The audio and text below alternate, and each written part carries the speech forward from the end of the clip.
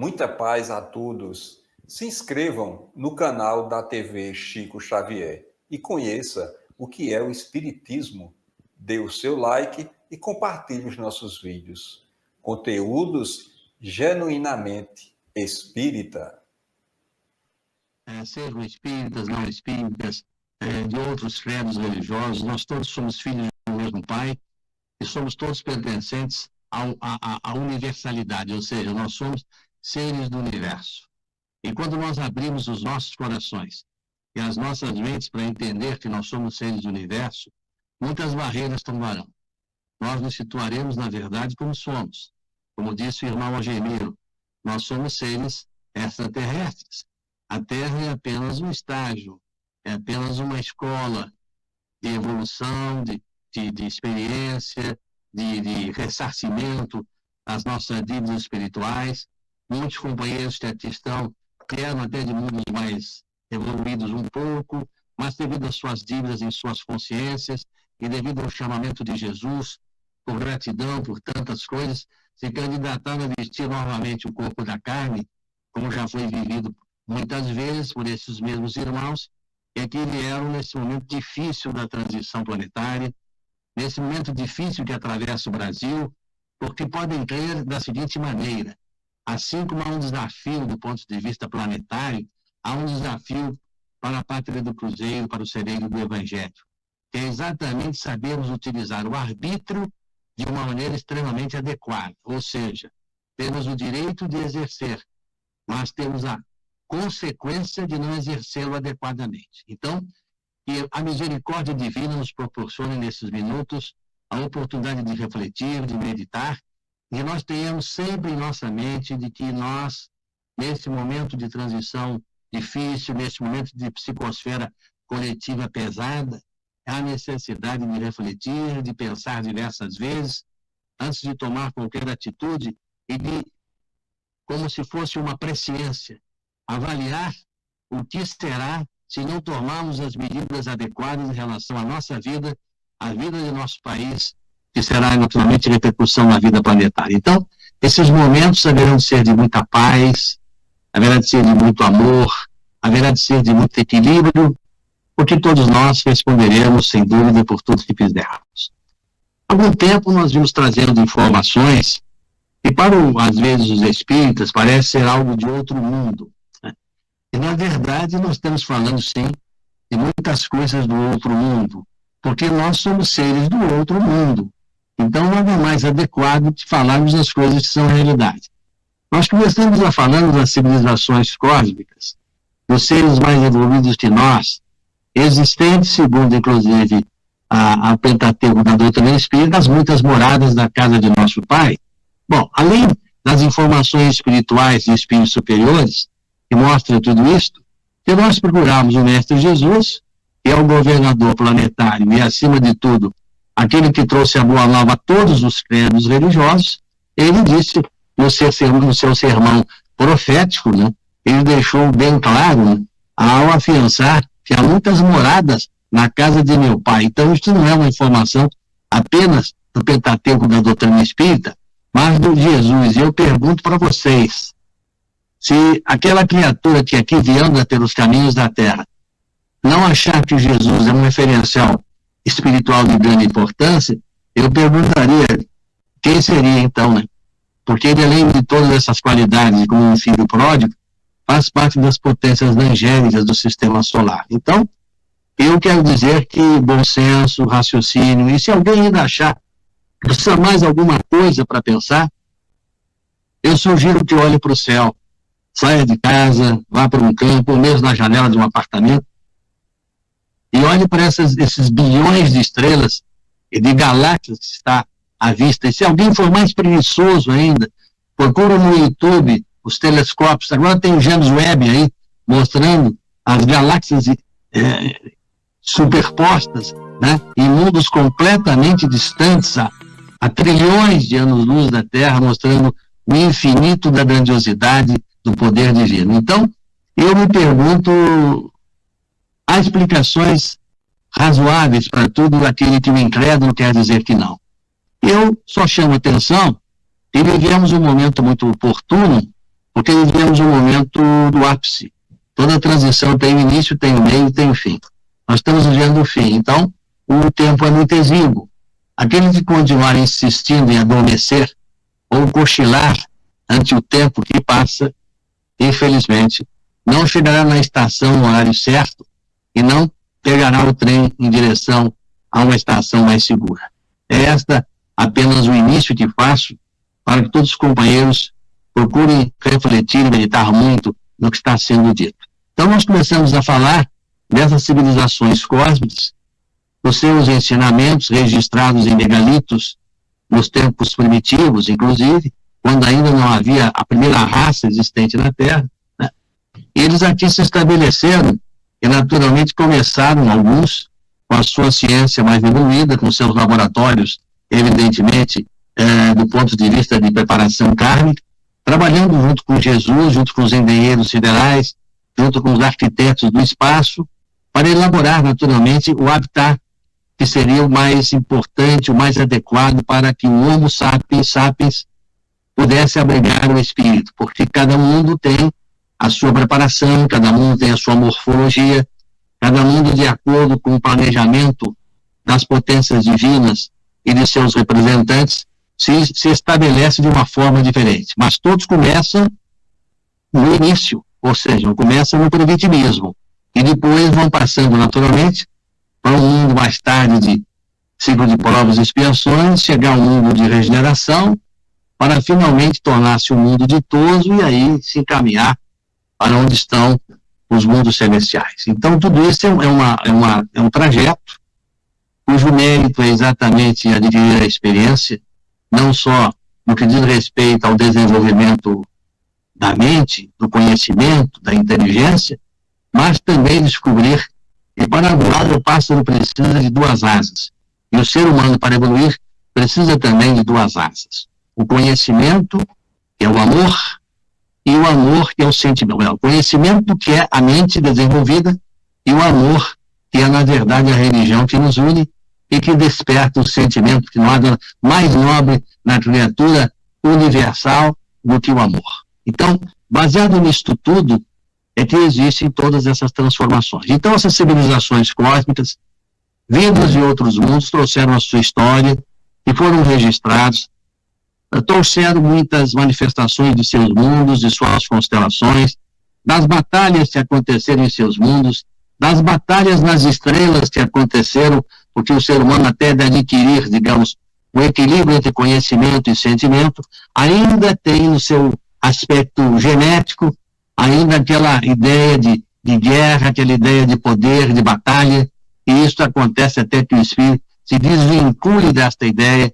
e se una pelos laços, naturalmente, do amor. Então, eles deixaram mensagens, e naturalmente os profetas do Velho Testamento, que naturalmente vieram, deixaram também, nas civilizações que iniciaram o mundo, seus registros, porque eram eles também seres extraterrestres, seres de outros mundos, que mais evoluídos vieram aqui para interpretar a mensagem de Jesus, já que faziam parte da programação planetária que diz respeito às diretrizes da Terra. Então, isso tudo nós fomos trazendo para vocês das civilizações, da primeira raça que foi astral, da segunda raça que foi semi-astral, da terceira que foi lemuriana, da quarta que foi atlantidiana, e finalmente a quinta que foi a raça ariana, vindo da constelação do Cocheiro, mais especificamente do planeta Capela. Bom, esse desenvolvimento todo ocorreu naturalmente com milhões de anos de desenvolvimento e foi necessário uma série de contribuições do mundo espiritual, de espíritos evoluídos, para que chegássemos a esse ponto e que pudéssemos naturalmente chegar num período que se concluiria o fim do mundo primitivo, no mundo ainda com mistura de, ao mesmo tempo, das raças adâmicas, que era naturalmente trazendo a população hebraica para falar do monoteísmo, a população hindu para falar da filosofia oriental, que era elevada, também trouxe naturalmente os aias que colonizaram não só a Europa, como invadiram o continente, mas eram seres naturalmente belicistas, que guerreavam, que dominavam, e, naturalmente, fazendo parte, naturalmente, de toda uma formação que é a origem de hoje a nossa, a raça ariana. E os hebreus, que procuraram mostrar a presença de um Deus só, né, o monoteísmo. Então, tudo isto veio para trazer para nós uma evolução que foi prosseguindo no decorrer dos tempos, né? Depois tivemos esses profetas extraordinários, né, do Velho Testamento, tivemos os registros da Bíblia Antiga, para posteriormente aparecer na Terra, anunciado há algum tempo pelos profetas do Velho Testamento, aquele que haveria de ser a figura ímpar, que viria a mostrar um novo mundo, que seria de ciclo de provas e expiações, que era naturalmente o representante do Pai de misericórdia.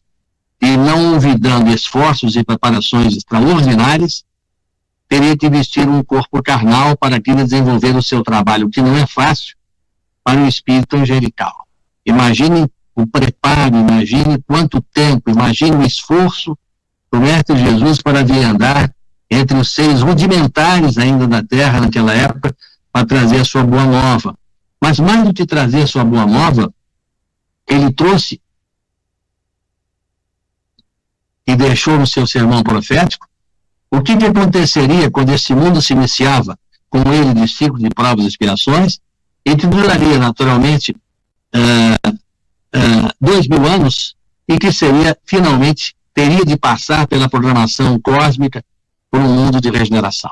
Então ele explicou, deixou claro as dificuldades, as adversidades, o que haveria de ocorrer, deixou bem também ciente da população o envio do Consolador prometido, explicou o que aconteceria nessa transição planetária, e quase 100 anos após a sua partida, de volta naturalmente ao controle do mundo espiritual, ele arrebata João em espírito, e o vidente de Patmos, que vivia na ilha de Patmos, vai com ele assistir através de um arrebatamento e como médium de presciência, tudo aquilo que Jesus estava lhe mostrando sobre o que aconteceria a partir do segundo e terceiro século da formação do núcleo cristão primitivo, e que haveria de se consumar, naturalmente, quando adentrássemos, então, no início do mundo de regeneração, chamando este período de transição planetária, e, evidentemente, quando chegasse próximo do final,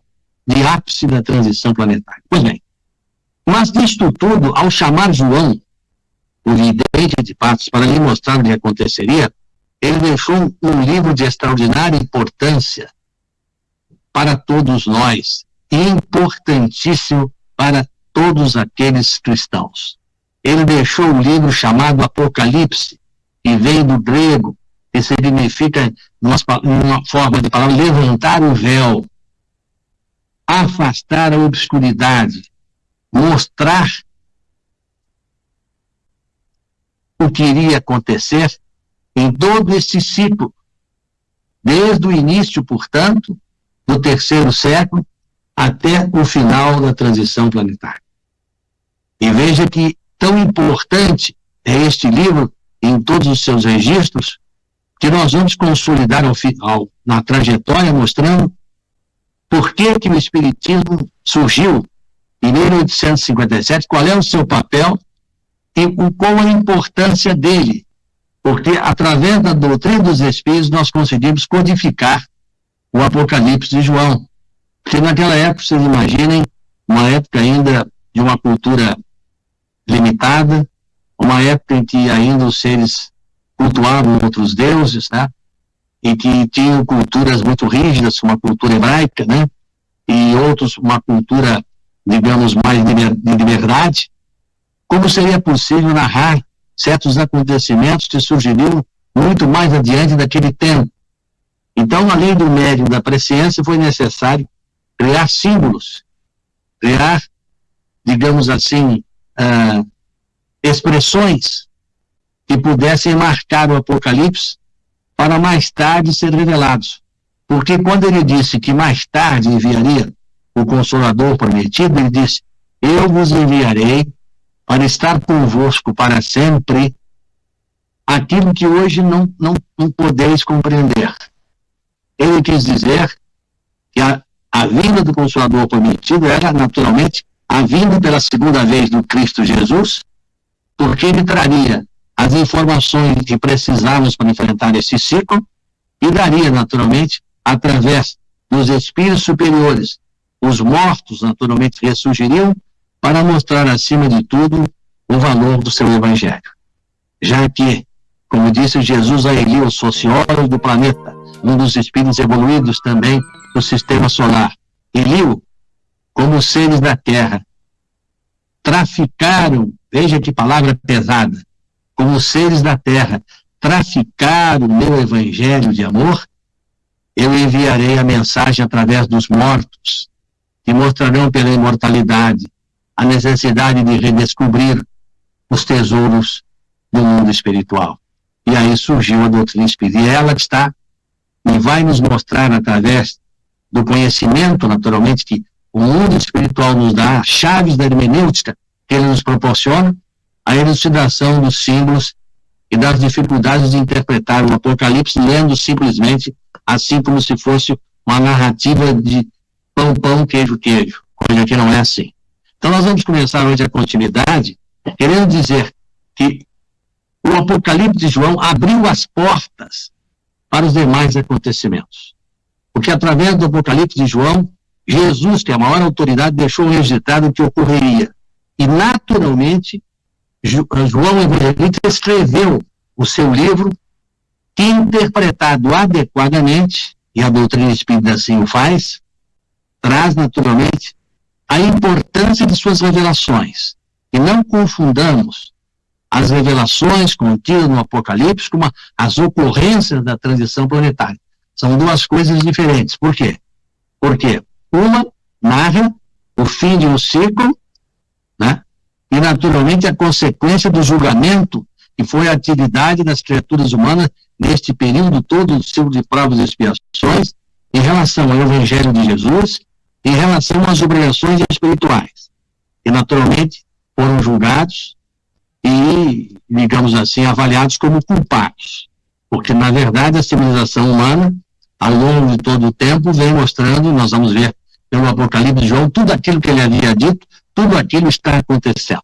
Então, está extraordinário este livro. Vocês vão ver que, na medida que nós lermos, traduzindo pela doutrina, este livro do Apocalipse, nós vamos estar prontos para, então, entender a Gênese de Kardec e, principalmente, as obras de Francisco Cândido Xavier, que escreveu sobre a transição planetária. Então, isso é muito importante e fiquem atentos, porque, na verdade, nós estamos elaborando um conjunto de dados que não pode ser antecipados, naturalmente, porque senão nós perdemos o conteúdo. Mas que, ao final, vai suscitar um grande colóquio entre nós todos.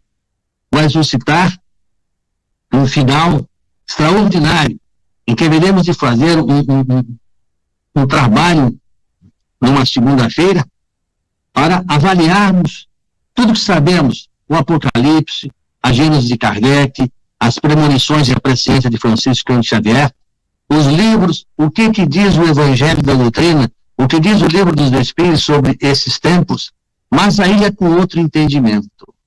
O entendimento das verdades que os mestres Jesus nos deixou. Então, vamos lá para a sequência dessa programação da noite.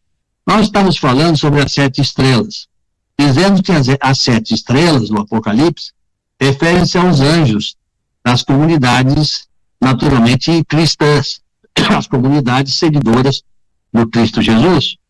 O Apocalipse, ele oferece para nós entendermos a chave interpretativa de tudo aquilo que haveria de ocorrer, que Jesus narrou desde o início do cristianismo até os tempos finais do ciclo de provas e expiações. Os castiçais de ouro, que você sabe como os castiçais hebraicos, são aqueles castiçais, né? 7 castiçais, digamos assim, eles apresentam, na verdade, as 7 igrejas, são os 7 castiçais, né? E as 7 estrelas, mais as 7 igrejas, significa a fonte de luz. Isso é uma simbologia. E, evidentemente, o povo hebraico, como um povo que foi o primeiro seguidor, naturalmente, do princípio religioso, inclusive tendo em Moisés o seu grande médio interpretativo do poder divino, né? Ele significou muito, porque era uma fonte de luz. que haveria de iluminar a humanidade, que haveria de sentir mais tarde os efeitos, né? Isso, simbolicamente, na apresentação indireta, no ciclo final de provas e expiações, é um sinal para a contagem que nós chamamos do Shavuot. O que é o Shavuot? Tudo é em relação a expressão hebraica, quer dizer, uma festa judaica que marca o Pentecostes, que é, naturalmente, a semana das colheitas. E tudo tem a ver com a colheita quando se fala em Apocalipse, né? Bom, pela mediunidade, naturalmente, de Moisés, no Monte Sinai, recebendo a tábua dos mandamentos e premendo o monoteísmo, Moisés amplia a revelação prevista para a humanidade no Pentecoste planetário, que queria ser o adentrar das leis divinas, o Shavuot, que é a colheita também que todos os planetas precisam ter, que fazem parte de todos os sistemas, porque a evolução é uma necessidade de todos os mundos, como é também de todos os espíritos. E Pentecoste planetário significa dizer a colheita, o término do mundo primitivo, o término do mundo provacional e adentrar no mundo novo, no mundo de luz, para caminhar naturalmente para um novo tempo. As palavras de Kardec são muito claras quando diz assim: se o Espiritismo é uma verdade, se ele deve regenerar o mundo, é porque tem por base a caridade. Porque se ele não tivesse por base a caridade, ele seria só um conhecimento tecnológico. Ele não vem para derrubar nenhum tipo de culto, nem estabelecer um novo. Ele proclama as verdades comuns a todos, à base de todas as religiões, sem se preocupar com detalhes. Eu quero dizer isso porque sempre nós iniciamos o nosso trabalho dizendo: nós somos espíritas, nós somos espíritas porque, naturalmente, não só aceitamos a doutrina dos espíritos, como vivemos desde o início de nossa jornada com os espíritos. Então, nós não poderíamos, naturalmente, visualizando os espíritos e conversando com eles, dizer que nós não vivemos o mundo espiritual. Vivemos. Então, eu sou espírita convicto, que tenho, naturalmente, na Faculdade Mediúnica, dos trabalhos de muita importância para a minha recuperação espiritual, e como médium psicofônico que registra, e como médium psicofônico que fala, eu convivo com o mundo espiritual e posso lhes dizer: essa doutrina é uma doutrina de amor. Eles dizem assim, que quando se fala em religião, doutrina espírita como religião, eles sempre dizem assim: é uma doutrina filosófica e científica, com fundamentos de religiosidade. O que quer dizer isso? O fundamento é o amor, porque no futuro a nossa religião será o amor. Então, quando alguém diz assim, este é um encontro só para espíritas, está procedendo completamente errado. Não existe nada só para espíritas. Quando alguém é espírita, ele é cristão. E se ele é cristão, ele ensina o que Jesus disse: nós somos todos membros da família universal. Nós não somos filhos da Terra. Nós estamos em mundos que evoluem com programação kármica necessária para a nossa evolução e para a evolução dos mundos, que são obrigados também a contar com o concurso de todas as criaturas. A projeção das criaturas é a projeção dos mundos, mas nós somos seres universalistas. Então, a nossa religião não pode ser... Eu sou católico, então não posso ir numa religião espírita. Eu sou espírita, não posso ir num culto católico. De repente, alguém fazendo um culto, você vai levar um abraço a um familiar e amigo, não vai, porque você é espírita, ele é católico, ou ele é protestante, ou ele tem a filosofia espiritualista, outra qualquer. O espiritismo entendido como manifestação dos espíritos superiores não é sectário, não permite divisões, e diz que todos somos seres do mesmo Pai, ligados por um laço só, o amor, e que a única religião viável, que será a religião futura, é o amor. Porque em lugares mais evoluídos, em outras dimensões, ninguém vai perguntar para você qual é o seu credo religioso. Alguém vai olhar para você e não vai precisar perguntar nada, porque ao olhar, ele vai olhar para a sua aura, e ao ver a sua aura, ele vai verificar se você é um espírito bom ou ainda um espírito endurecido, atrapalhado, cheio de dúvidas, de imperfeições. E aí ele vai estender a mão porque o mesmo laço que o prende ao mundo é o mesmo laço que liga a você. Ou seja, nós somos seres do universo. Bom, então, é preciso dizer que a doutrina dos espíritos não está preocupada com detalhes. E o mundo, às vezes, o movimento espírita se preocupa com detalhes. É outro problema muito sério. Então, diz Kardec, vem em nome deles, os espíritos superiores, lembrar-vos da prática da grande lei do amor e da fraternidade. Que em breve, veja, 1850, deverá reger o mundo e nele fazer reinar a paz e a concórdia, sob o estandarte da caridade, para com todos, sem acepção de seitas, de castas, nem de cores. Ou seja, ele ainda não conseguiu, ele veio para reger o mundo. Esses dias, não sei se foi na última live, meu irmão me perguntou, na penúltima, se o Espiritismo estava alcançando seus objetivos, porque a humanidade continuava esquecendo dos valores eternos. Eu disse que o Espiritismo surge em 1857, 100 anos depois do início da transição planetária, que é 18 de abril de 1757, ele surge, portanto, em 1857, a transição vai até 2057. Ele veio para mostrar ao mundo qual será a nova religião, o amor, qual será o novo caminho, os valores da eternidade, quais serão os tesouros, os da vida eterna e não os perecíveis. E como se faz para obter isto? Acreditar e seguir os conselhos daquele que veio nos mostrar o caminho, que veio nos mostrar a verdade e veio nos mostrar a vida.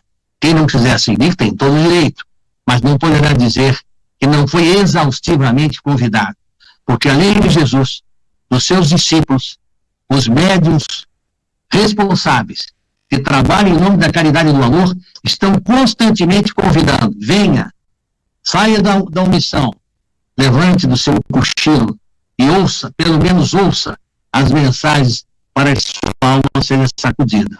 Então, o estandarte do Espiritismo será um traço de união, será que aproximará os homens. Então, a doutrina espírita, ela veio agora, mas ela será a doutrina do mundo de regeneração. Ela não veio para, em um século e meio, 160 anos, resolver o problema de 2000 anos que a criatura humana teimosa e recalcitrante, ela veio abrir as portas, abrir a chave da hermenêutica, do conhecimento daquilo que é obscuro, para que possamos, aqueles que desejam seguir o caminho da redenção, encontrar. Este é o objetivo. Cada um tem o seu direito. Então, esse estandarte da doutrina espírita será o traço que aproximará os homens divididos pelas crenças, divididas pelos preconceitos mundanos. Ele derrubará as mais fortes barreiras que separam os povos.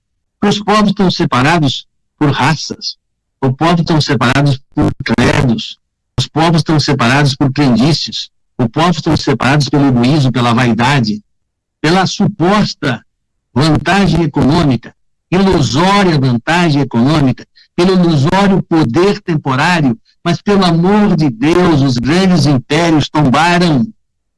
Está aí na história. Podemos uma outra hora falar no tombo dos grandes impérios, na ilusão dos grandes homens.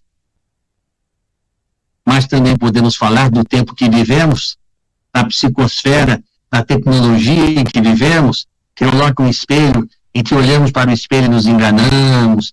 Ó, espelho meu, como estou eu? Ele diz, bonita, você nunca envelhecerá. Você sempre terá o dinheiro, você sempre terá o poder. Todos os seus bens serão sempre seus. Oh, ilusão! A morte nunca lhe visitará. O fenômeno biológico só existe para os mais fracos. É isso que acontece? Não. Mas se nós nos iludirmos com as vantagens passageiras, acreditaremos, e quando chegar a velhice, ou o momento mesmo mais jovem, de que o fenômeno biológico nos visita, chegaremos do outro lado em desespero, em desamparo e profundamente aflitivo. Então, o Espiritismo, segundo Kardec, é a doutrina pelo qual tudo se liga, que tudo se encadeia, onde o alfa até o ômega, está no Livro dos Espíritos, introdução 17. Então, E tem mais, quem quiser ler A Viagem Espírita em 1862, na Federação Espírita Brasileira em 2005, página 87 a 104, diz assim: tudo se liga, tudo se encadeia, eu sou o alfa, eu sou o ômega. O Espiritismo como doutrina consoladora. E é exatamente tudo isso que vai mostrar para nós, ao começarmos a decifrar o Apocalipse, tudo aquilo que o Espiritismo vai nos ajudar como chave hermenêutica para que nós entendermos aquilo que Jesus nos deixou há 2000 anos atrás, e que nós, envolvidos pela ilusão, envolvidos pela corrupção, envolvidos pelo poder temporário, político e econômico, nos arrastando pelos mundos, criando guerras, destruindo criaturas, seduzindo e estuprando mulheres, abandonando filhos, gerando um débito profundo, como delito impetuoso aos nossos espíritos, necessitando como tal a volta ao envoltório kármico para ressarcir dolorosamente as nossas ilusões. Pois bem, voltando ao Apocalipse de João, as 7 cartas. O que quer dizer as 7 cartas do Apocalipse? Então, a mensagem enviada pelas igrejas cristãs na província romana da Ásia, e que fala dos eventos futuros situados no final dos tempos. Reparem bem, naquela época, e naturalmente as 7 cartas já anunciavam, veja bem, há 2000 anos atrás, os eventos futuros do final dos tempos, e que haveria de ser decifrada com maior tranquilidade, maior equilíbrio, a partir do surgimento da doutrina espírita. Então vamos ver. A primeira diz assim, é na igreja de Éfeso. O anjo escreve, veja o que diz João.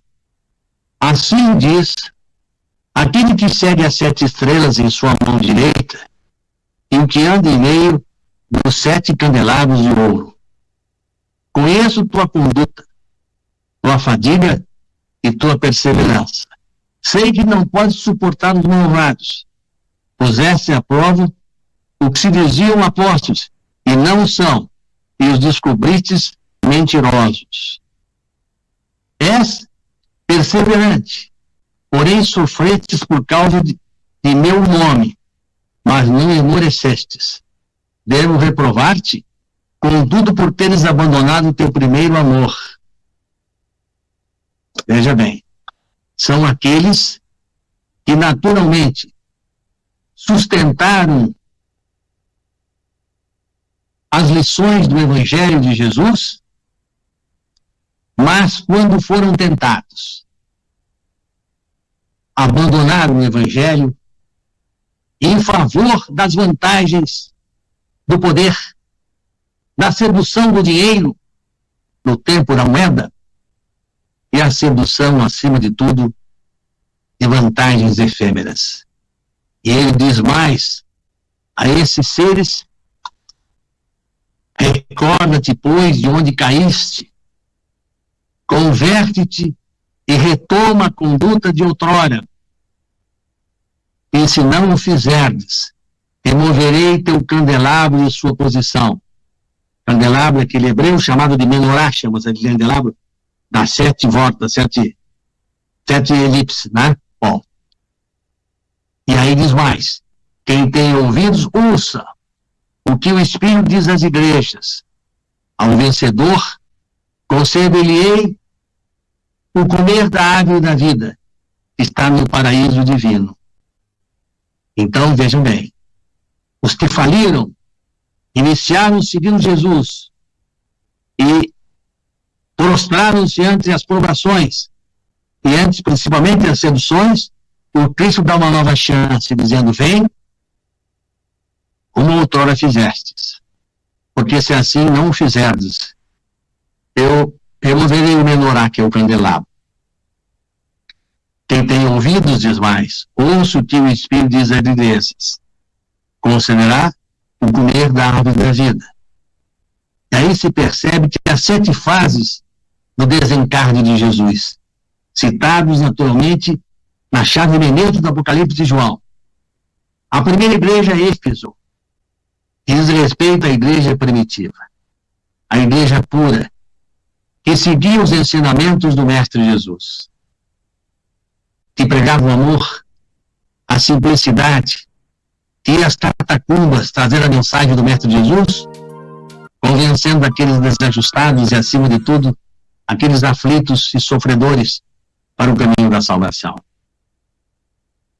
Ao prosseguir das mensagens evangélicas, surgiu a segunda igreja, a de Esmirna, um período de perseguição, a era patrística, em que surgiu a filosofia dos primeiros padres da igreja, que foi, naturalmente, os pais da igreja, que apareceu no século, portanto, IV.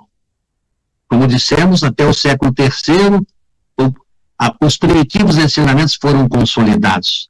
A partir daí, começava-se um período nefasto na contabilidade da criatura humana. A terceira é Pérgamo, que foi ao tempo de Constantino, que naturalmente criou a supremacia de uma igreja em favor das outras, criando como consequência poderes e direitos ortogados em nome da misericórdia divina. A quarta é a Tiatira, que significa época medieval, uma época de grandes sofrimentos.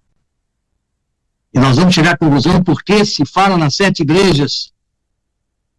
A outra foi Sardes, que veio na antecipação da reforma da igreja, para finalmente a sexta ser Filadélfia, que trouxe as missões estrangeiras dos séculos 18º e 19º, em que houve muitos crimes e muitos desajustes e desvios da conduta pelos discípulos de Jesus, os jesuítas de Jesus, da escola de Inácio de Loyola, devendo fazer a ressalva que, se não concordaram nesse desregramento, foram aqueles jesuítas que vieram para construir com Jesus a pátria do Cruzeiro. Nóbrega, José de Anchieta, Leonardo Nuzzi, Manuel de Paiva, entre tantos outros, são os espíritos que vocês sabem que fazem parte da parentela da pátria do Cruzeiro. Então, ao mostrar essas 7 igrejas, foi dito como evoluíram as igrejas, que começou com Éfeso primitivamente, depois passou a ser já naturalmente Esmirna, já havendo uma perseguição com o início da filosofia dos padres, para finalmente no século IV vir Pérgamo, no tempo de Constantino, a elaboração oficial de uma doutrina que seria poderosa, infelizmente corrompível, ao lado do poder, ao lado, naturalmente, dos mais fortes. Viemos a Tiatira na época medieval, sabe, quando a reforma surgiu, incluindo a reforma luterana. Filadélfia, quando Inácio de Loyola formou, naturalmente, aquele grupo de discípulos, seguidores de Jesus, em que acabaram ocasionando desvios extraordinariamente imensos, né? E, finalmente, Laodiceia, que trouxe a previsão da era moderna, o tempo de crescimento do mal, e que proporciona até hoje, é a chamada Laodiceia, Igreja da Laodiceia, até o retorno de Jesus, que haverá de culminar no Shavuot. Shavuot é o dia do Senhor, Shavuot é o dia da colheita. Éfeso, como igreja primitiva, vamos voltar, recebeu a presença de João, de Paulo, de Áquila, de Prisca, nada importante para toda a Ásia. A província romana da Ásia tinha uma população ao redor de 500.000 pessoas na época do Novo Testamento, era, portanto, poderosa. Um dos mais notáveis centros de cultura do Império Romano, e possuía um grande comércio, onde naturalmente havia também muitas coisas relacionadas com a magia, com o mediunismo, né? O guia de Chico Xavier, Emmanuel, destaca que Paulo atuou para a diminuição do espiritualismo especulativo e ingênuo, que era naturalmente aquilo que surgiu, espiritualismo, veja bem, espiritualismo é diferente de espiritismo.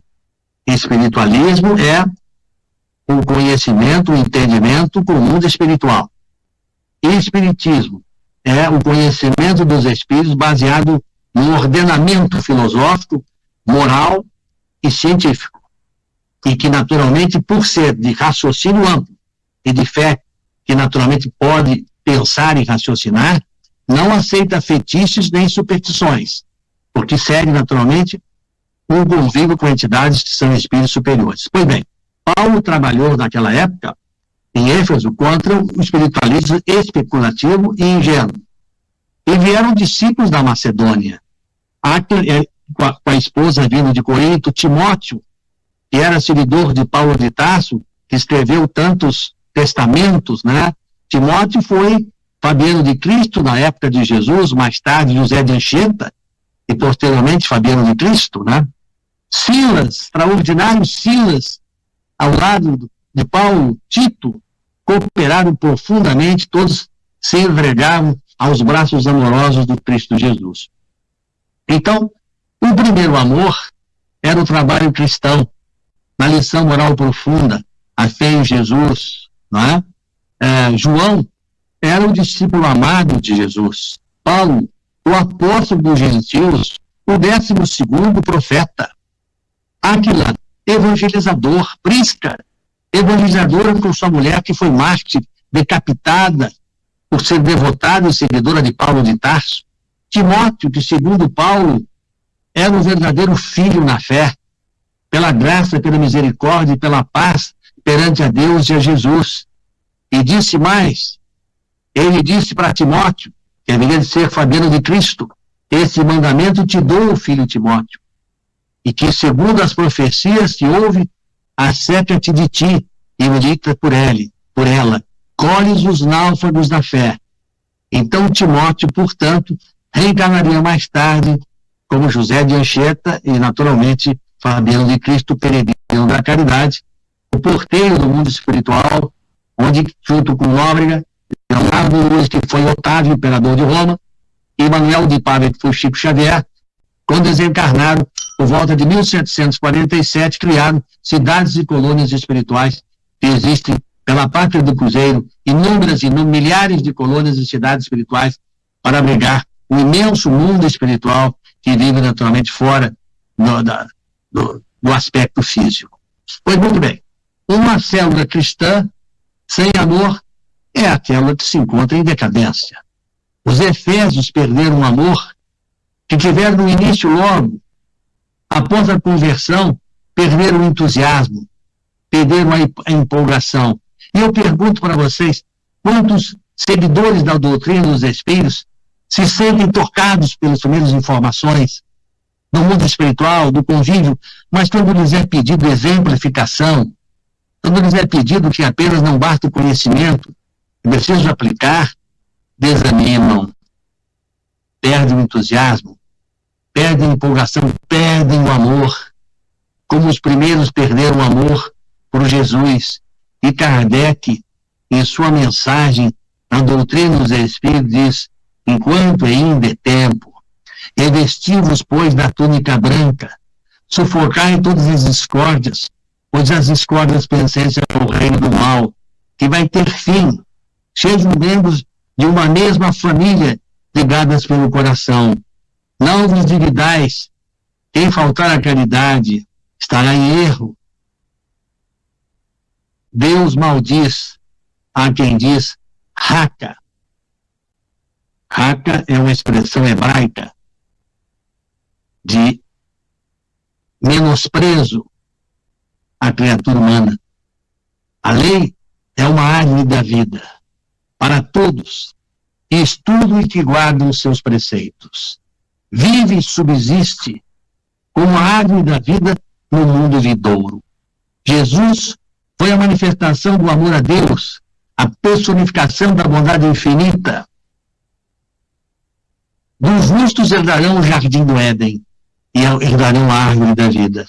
Quando Enoque viajou para Jerusalém, o livro de Enoque, parágrafo 24, versículo 5, ele avistou o Monte Sião, com a árvore da vida e o trono, onde os justos e piedosos comerão o fruto. Os frutos são consequências de um bom plantio. Entende-se que a promessa de Jesus aos vencedores da igreja de Éfeso é a participação na humildade renovada, É no mundo regenerado que será a Nova Jerusalém.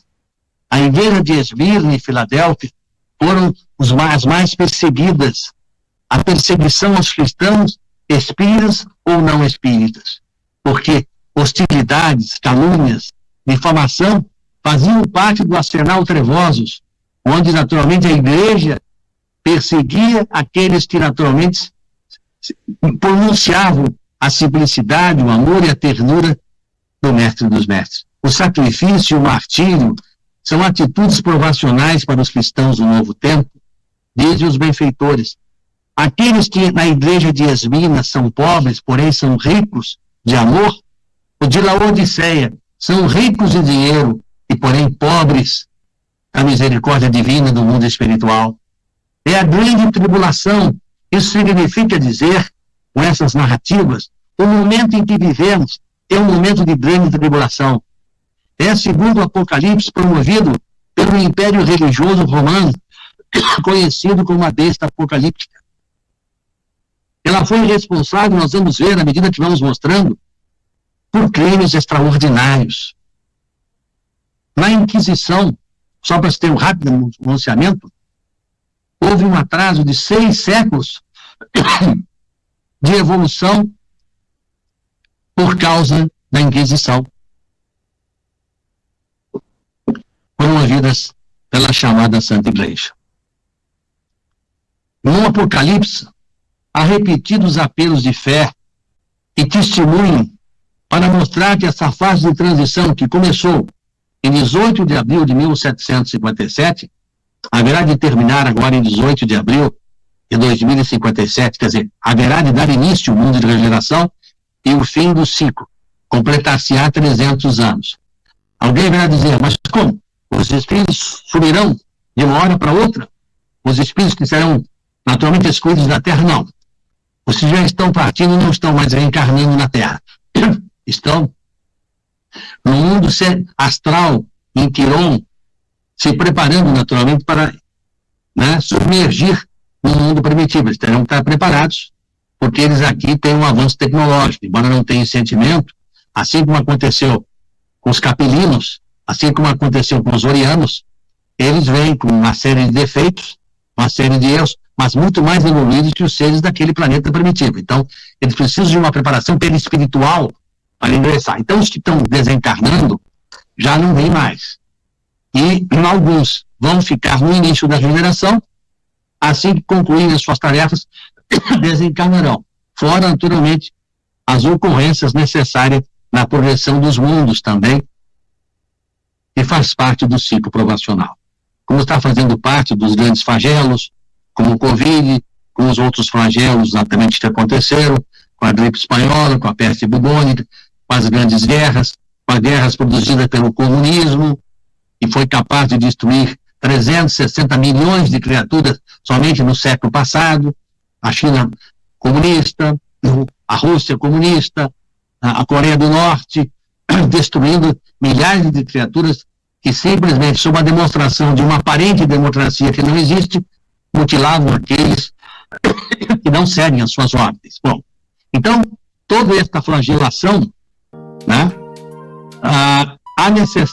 necessário compreender aonde nós nos inserimos nesta preparação toda, se nós vamos ir falando, Então, nós estamos nos preparando para a completa eliminação da perversidade, E o grande desafio cristão é estar no mundo sem se contaminar com os valores do mundo. Olha que expressão.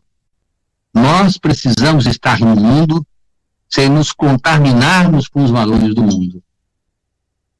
Isso foi dito por João, no parágrafo 17, do versículo 15 e versículo 16. O bom combate faz parte das mensagens do Apocalipse, dizia o apóstolo João. O sentido escatológico, sabe o que é escatologia, Escatologia é uma doutrina que trata do destino final da criatura e do mundo que ela vive, Então, segundo a escatologia, o discurso profético ou o contexto apocalíptico é inexorável, ou seja, quer a criatura queira ou não, ocorrerá. Então, prudência, cautela, como seria caldo de galinha, não faz mal para ninguém. O Espiritismo levanta a aura do mistério, a mediunidade de presciência de Jesus, ao revelar as verdades eternas, define o final dos tempos como um processo cíclico higienizador do planeta. O planeta que está com a psicosfera contaminada, adoentada, tem que sofrer um processo de higienização. Isto ocorrerá quer queiram, quer não queiram. O Espiritismo, como consolador prometido, traz a luz onde não havia. Sobre as igrejas que traíram o Evangelho de Jesus, o contexto explica. Dê-lhe um prazo, olha o que Jesus disse, dê-lhe um prazo para que se convertessem. Elas, porém, não querem converter-se de sua prostituição. Olha, prostituição, que é a venda da doutrina do amor por preços da moeda e do poder. Apocalipse, parágrafo 2, versículo 21. Na projeção do final dos tempos é o período, tempo, 2 tempos e metade de um tempo. Daniel, parágrafo 7, versículo 25. Apocalipse, a mesma coisa. Parágrafo 12, versículo 7 e 14, que corresponde a 1260 anos que dominou o império religioso romano. Isto foi dito desde o tempo de Daniel, prevendo na mediunidade de presciência, e que João confirma no seu Apocalipse. O que aconteceu? Em 610, o papado, o poder ao Papa para decidir da vida de seus súditos. Decidia o que queria, concedia-lhe direitos, retirava direito, tomava suas propriedades, mandava para a fogueira, fazia o que ele quiser, determinava guerras, até chegar em 1870, quando finalmente a Igreja, sepultando o seu trabalho lamentável na consolidação do Evangelho de Jesus, declara a infalibilidade papal. O Papa é infalível. O Papa é que nem Deus. O Papa não falha. É um ser humano, mas é uma figura infalível. Ora, a queda da grande Babilônia significa a vitória com Jesus. Aos vencedores com Jesus, ela promete a estrela da manhã. Sendo Cristo a melhor referência que temos de Deus, estar na sua presença é vivenciar o Shekinah. O Shekinah é uma expressão hebraica que quer dizer o dia do Senhor, que no Apocalipse significa também a Nova Jerusalém, para a qual os seguidores, para os que confiam em Jesus, para os que acreditam no seu Evangelho, receberão a grande recompensa da regeneração. Mas como se não bastasse o elucidar das 7 igrejas, vamos explicar o que significam as 7 cartas, porque o 7 é um fatídico nome que significa número perfeito, o número da perfeição, o número indivisível. A igreja de Sardes reunia a abastada e ampla comunidade judaica. Sardes foi capturado de surpresa por 2 vezes, por Ciso, em 546 a.C., que era persa, e por Antíoco, em 2149, na época de Cristo. Eles fizeram escaladas noturnas e encontraram a cidade indefesa. O que diz o Evangelho comparando isto com os tempos atuais? Faltou vigilância. Eles foram surpreendidos pelo ladrão. Esse excesso de confiança, de comodidade de uma igreja adoecida, mostra, acima de tudo, o seu adormecimento. E Jesus se apresenta com as 7 estrelas, que correspondem a 7 espíritos, são 7 mentores espirituais das igrejas, para dizer que as igrejas mortas significa falência espiritual. Isso se relaciona no Apocalipse, sem saber o horário da vinda do Senhor. A ação inesperada do ladrão se refere ao final dos tempos. A vinda da doutrina espírito chega como ladrão, como uma visita espiritual, porque ninguém esperava que fosse surgir uma doutrina como a doutrina dos Espíritos. Que não fosse surgir o Consolador prometido por Jesus, dito desde Daniel, consolidado por João no Apocalipse. Então, naturalmente, ela vem mostrar os valores transitórios do mundo, obtido pelo que se vive até hoje pelas licenciosidades sociais. Nós vivemos as licenciosidades sociais, as vestes manchadas, significa um comportamento desviado. Veste significa perispírito, é sinônimo de perispírito. As vestes brancas são evolução, pureza, compromisso com Jesus, pela purificação do orbe, serão escritas no livro da vida. Então, as cartas da igreja em Filadélfia, que era a mais nova das 7 cidades, parecida com Esmirna, o contexto dos cristãos que, sofrendo ataques de outros núcleos religiosos, representavam a verdade e representavam a santidade. Eram perseverantes, reconheciam o mestre e sob a divindade superior. Kardec esclarece sobre o cuidado de não estabelecer o espiritismo como religião nova, pois é motivo para que opositores lhe imputem motivos para cisão e desarmonia. Então, o que acontece? A doutrina dos Espíritos não veio, portanto, se apresentar como religião nova, mas sim como um conteúdo de filosofia experimental e ciência moral, que é aquilo que evolui dentro da moralidade e da ética. Porque se nós discutíssemos os princípios religiosos, causasse-iam que cisânia, desarmonia, oposição, a minha é melhor do que a tua. A doutrina espírita não vem para mostrar que somos imortais. Vem para mostrar que somos filhos do mesmo Pai e que se nós nos amarmos, iremos juntos para a felicidade eterna. Mas não devemos esquecer de que o Espiritismo se dirige a todos os cultos, que, portanto, não deve adotar formalidade, que nenhum em particular. Seus inimigos já foram bastante hábeis, apresentando como seita nova, a fim de poder combatê-lo. Não é, pois, como pretendem alguns, porque, naturalmente, frases sempre existiram. Quem não conhece, naturalmente, a doutrina espírita, pode levar para um aspecto de dissensão, como uma seita que se forme à custa das mais antigas. E ela é uma doutrina apenas puramente moral, que não ocupa lugar de dogmas e deixa cada um com total liberdade para suas crenças, pois não impõe nenhuma. E a prova disso é que tem aderentes em todas, entre os mais fervorosos católicos, entre os protestantes, entre judeus, entre os muçulmanos e entre qualquer outro credo, porque não é uma seita política, ela é uma filosofia de entendimento universal.